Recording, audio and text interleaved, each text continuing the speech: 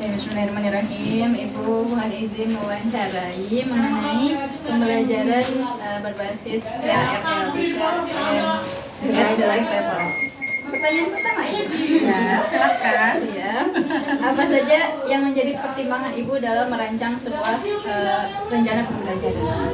Ya, dalam merancang pembelajaran biasanya saya melihat pertama dari kemampuan peserta didiknya dulu ya, karena memang di kelas saya khususnya itu heterogen ya, dan terlihat cukup jelas gitu ya antara anak yang memang sudah mahir dengan yang belum berkembang. Apalagi di kelas saya memiliki sebuah masalah yang cukup urgent, yaitu ada beberapa anak yang memang belum lancar membaca dan menulis gitu ya. Jadi ketika saya merancang pembelajaran, maka saya harus bisa menyajikannya dengan baik, dengan lengkap untuk kebutuhan anak yang berbeda ini gitu ya. Jadi anak yang sudah mahir bisa saya berikan materi dengan baik, begitupun anak-anak yang belum bisa ini mereka juga bisa menerima materi yang saya berikan meskipun dengan cara yang berbeda juga, perlakuannya kepada mereka berbeda juga kadang ya. Baik Ibu, dengan karakteristik yang tadi Ibu jelaskan, tentu saja sebelum melaksanakan proses pembelajaran Ibu melaksanakan asesmen awal. Kalau boleh tahu dalam bentuk apa saja Bu asesmen awal? Untuk asesmen awal biasanya sebelum saya menyajikan sebuah materi, contohnya yang hari ini sudah saya lakukan, kemarin itu anak-anak sudah diberikan konsep materi yang akan diberikan hari ini gitu ya. Jadi untuk misalkan bab yang sekarang tentang keberagaman itu, kemarin anak-anak di pelajaran yang sama itu anak-anak sudah diberikan gambaran dulu tentang keberagaman, konsep-konsepnya dulu gitu ya. Baru setelah itu hari ini diberikan penjelasan yang lebih lanjut kepada mereka. Dan asesmen yang saya lakukan kemarin itu berupa tes tulis gitu ya. Berupa tes tulis, saya memberikan tes tulis kepada anak. Saya mencari tahu apakah anak sudah mengetahui informasi tentang keberagaman itu apa gitu ya. Apakah mereka sudah mengetahui konsep keberagaman itu apa gitu ya. Dari itu hasil tes tulis mereka saya kumpulkan berdasarkan kategorinya masing-masing, sehingga hari ini saya memberikan materi tentang keberagaman ini sudah sesuai dengan hasil asesmen yang kemarin gitu ya. Ada yang anak kelompok yang sudah tahu, ada yang masih perlu lanjutan, ada yang belum tahu sama sekali gitu. Jadi sudah dikelompokkan sesuai itu. Baik, jadi hasil dari asesmen awal Ibu gunakan untuk diferensiasikan materi yang diajarkan. Ibu mundur sedikit tentang perencanaan pembelajaran. Bagaimana langkah-langkah yang Ibu laksanakan dalam membuat modul ajar seperti itu? Untuk membuat modul ajar itu tentunya kami saya mengikuti aturan yang memang sudah berlaku ya. Untuk membuat modul ajar pastinya saya harus menentukan capaiannya dulu, capaian pembelajaran anak di bab ini ya, di setiap bab. Saya memilih menentukan elemen percapaian itunya apa, lalu saya menentukan tujuan pembelajaran, meskipun terkadang memang tujuan pembelajaran yang sudah ada di administrasi yang umum ya, itu kadang saya kembangkan lagi gitu ya. Untuk tujuan itu saya kembangkan lagi sesuai dengan subbab yang akan diajarkan sekarang, karena memang jujur saja keterbatasan ya, karena kami juga masih di kelas 5 ini khususnya kan baru tahun ini pertama kurikulum merdeka gitu ya. Jadi bukunya belum lengkap gitu ya, sumbernya belum lengkap, terus jadi saya masih membutuhkan banyak sumber, sehingga yang namanya tujuan pembelajaran itu ya udah saya sesuaikan saja dengan apa yang ada. Misalkan dengan keterbatasan bukunya gitu ya, jadi saya sesuaikan saja sesuai dengan yang akan dipelajari sekarang. Jadi dari tujuan-tujuan pembelajaran yang sudah ada di administrasi umum tuh, yang dari data Dikdas itu biasanya untuk tujuan khususnya itu saya membuat sendiri gitu ya. Begitupun setelah tujuan ya saya membuatkan alurnya gitu ya. Alurnya pasti turunan dari tujuan dan sampai ke bawah, sampai ke asesmen itu saya sesuaikan dengan kondisi khususnya di sekolah ini gitu ya, sumber daya di sekolah ini, tujuannya apa gitu ya, apakah memang sarana prasarana di sekolah ini cocok ada gitu ya, sudah kalau sudah secara runtut itu sudah pas gitu ya, sudah lengkap ya, saya akan membuat modul ajar dan mempraktekannya di kelas. Allah panjang sekali perjalanannya ternyata.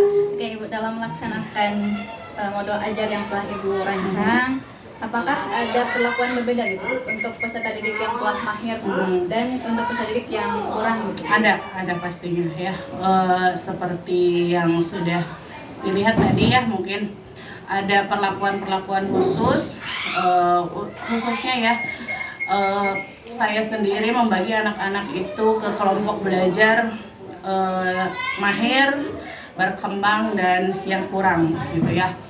Saya membagi mereka dengan kelompok yang sama seperti itu, jadi mahir dengan mahir. Mereka yang sudah mahir saya lepas ya, saya lepas mereka. Silahkan mereka mengupdate dirinya, mereka silahkan mau seperti apa gitu ya. Saya tinggal memfasilitasi mereka gitu ya. Terus yang kelompok berkembang masih sedikit-sedikit saya temani, dan kelompok yang yang masih kurang itu tadi biasanya juga ya, setiap hari saya diam di kelompok itu, duduk di situ membantu mereka, karena di kelompok itu ada anak-anak yang memang belum lancar membaca dan menulis. Maka saya juga harus membantu mereka. Ketika mereka tidak bisa membaca menulis, ya otomatis saya harus melisankan gitu ya, apa yang akan dikerjakan oleh mereka gitu perbedaannya. Ya, terima kasih. Yang terakhir Ibu, dari proses diferensiasi, apakah Ibu menyajikan beberapa alternatif pilihan untuk peserta didik dalam menyajikan hasil belajarnya? Ya, tadi yang terlihat itu perbedaannya, saya biasanya juga memang perbedaan antara si mahir dan kurang itu di LKPD ya. Karena kalau misalkan untuk yang kerja kelompok itu biasanya ada yang saya samakan gitu ya di beberapa materi, ada yang tugasnya disamakan dalam kelompok itu, ada yang memang dibedakan gitu ya, tergantung dengan materinya. Khususnya untuk materi tadi saya membedakannya di LKPD, kelompoknya sama, cuma LKPD-nya, jadi kelompok yang sudah mahir dan berkembang itu tadi mereka mengerjakannya tes tulis ya, tes tulis, dan anak-anak yang belum bisa itu tadi saya panggil ke depan satu persatu, saya lisankan, saya melakukan tanya jawab dengan mereka masih tentang materi tersebut. Kenapa? Ya karena mereka belum lancar membaca menulis gitu. Kalau saya ngasih mereka dengan cara yang sama seperti teman-teman lainnya, kan itu akan menghambat juga ya. Merekanya tidak tahu apa itu soalnya, bagaimana cara membaca soalnya itu teh, soal apa, terus apa yang mereka tulis kan mereka tidak tahu. Jadi saya tadi perbedaannya di LKPD, mereka ada tadi 3 orang yang saya panggil untuk dilisankan materinya, tapi masih materi yang sama dengan tujuan pembelajaran yang sama dengan kelompok lainnya gitu. Ibu, ya selanjutnya ketika proses perencanaan, pelaksanaan, dan evaluasi pelaksanaan pembelajaran berdiferensiasi, kendala apa yang Ibu rasakan dan Ibu temukan? Kendalanya tadi itu yang cukup sangat kelihatan itu dari sikap anak-anak ya. Di sikap anak-anak itu yang masih belum bisa terkontrol gitu ya. Apalagi di kelas saya khususnya itu jumlah anak banyak gitu ya. Jumlah anak 38 dengan berbagai gaya belajar yang berbeda, dengan berbagai macam karakter mereka gitu ya. Jadi saya juga merasa cukup kesulitan gitu ya, harus menangani 38 ini gitu ya, di ruangan kelas yang terbatas gitu kan. Jarak antara mereka juga itu kan harus penting gitu ya, sirkulasi juga kan mungkin mempengaruhi gitu ya, ruangan kelas dan lainnya itu mempengaruhi. Jadi ketika misalkan saya lagi fokus ke salah satu kelompok, ya udah yang lainnya merasa bebas gitu ya, merasa bebas, mereka bisa ngapain aja gitu, bahkan tadi ada kelihatan yang malah main mobil-mobilan gitu ya.